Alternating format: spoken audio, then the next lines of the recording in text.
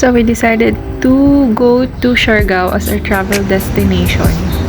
And this was booked around September and swerte namin kasi nakakuha kami ng seat sale that time. So mura lang yung nakuha naming ticket. For the meantime, just sit back, relax, and get the rest of the time. Stay safe and God bless. And finally, touchdown Siargao.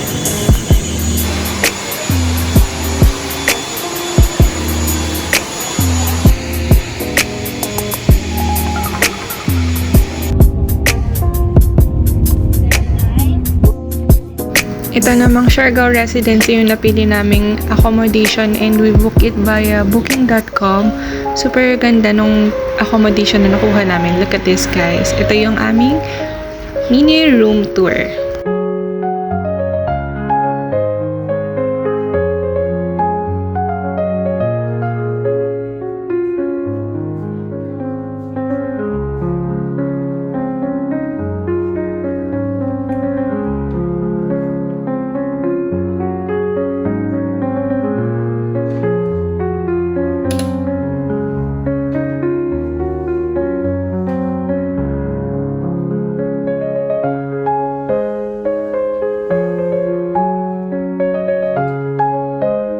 After namin mag-settle down, umikot muna kami around Siargao of course. And itong napuntahan namin guys, mga siguro 10 minutes walk lang from our accommodation. Pero hindi kami naglakad ha. So yeah.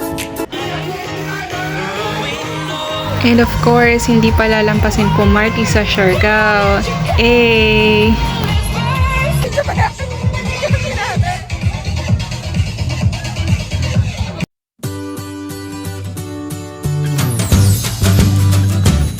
On our day 2, we tried the van tour. So, started with the Coconut Road. Isa rin sa hindi mo dapat palampasin ay ang mag-book ng land tour kasi dito mo makikita yung ibang area din sa Siargao. And ang ganda lahat ng napuntahan namin guys. We went to Coconut Road, Maasin River. Actually, ang daming tumatalan dito pero hindi namin tinry. Pero ang gandang photo op spot yan. And then, ito yung pinaka na-enjoy ko talaga sa lahat. The Tayang Ban Cave. First time kong pumasok sa cave and napakabait ng aming tour guide. Shout out sa'yo kuya. Ito yung place na hindi mo dapat ma-miss out kasi sobrang ganda nito. Lalo na paglabas mo ng cave, makita mo yung natural cave pool. Napakaganda guys. Sobrang enjoy tumalon doon, promise.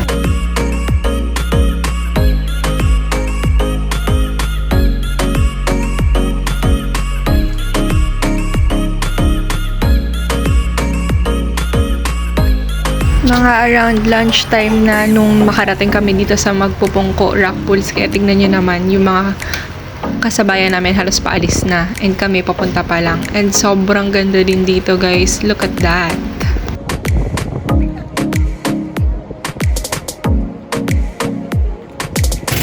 And our last stop is Sugba, Lagoon. Wala na kami masyadong video dyan guys. Sorry. Tapos pagdating naman ng hapon, pumunta kami sa Katangnan Bridge and then nag-stop by kami dito sa Kanaway Snack Bar and lastly sa Cloud9. Ito pala siya paggabi guys. Maganda rin naman.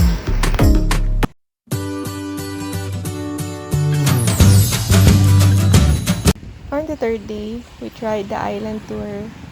This is just Corregidor, Naked Island and Secret Beach.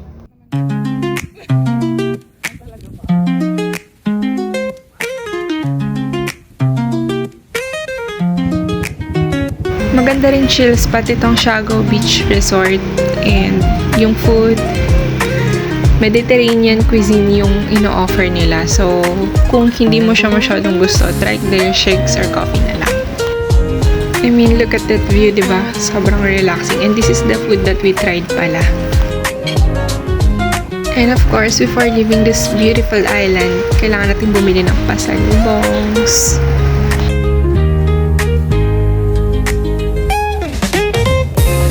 Worth the visit, I must say. Ganda mo, Siargao.